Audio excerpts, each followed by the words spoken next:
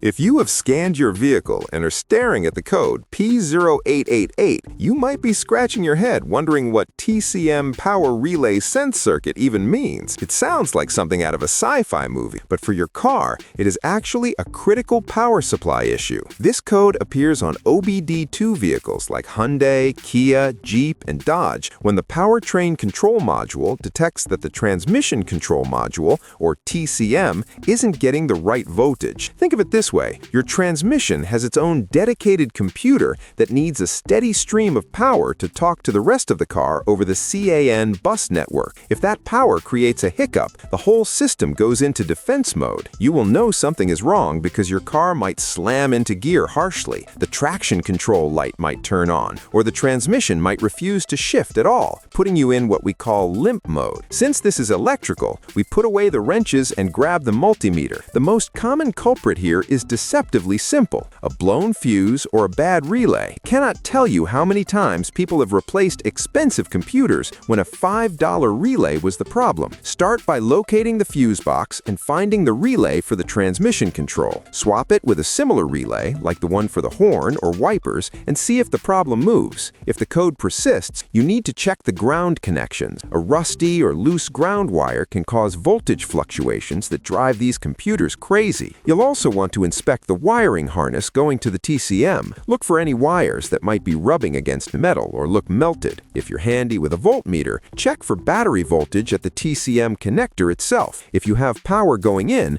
but the computer is still dead to the world, then and only then do we start suspecting the module itself. At 9 times out of 10, it is a wiring or power delivery gremlin that you can track down with a little patience.